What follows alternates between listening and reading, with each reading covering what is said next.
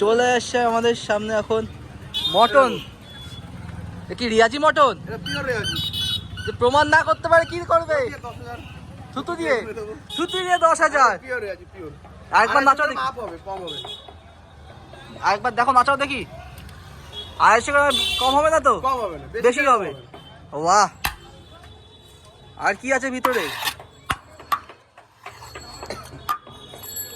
খনির মধ্যে কি আছে কে জানে। কয়লার খনি, কয়লার খনি। এই যে আমি এখানে আছি বলেন। কয়লার খনির মধ্যে হিরে কোথায়? এই চিকেনের পিস। ও এটা চিকেনের হিরে।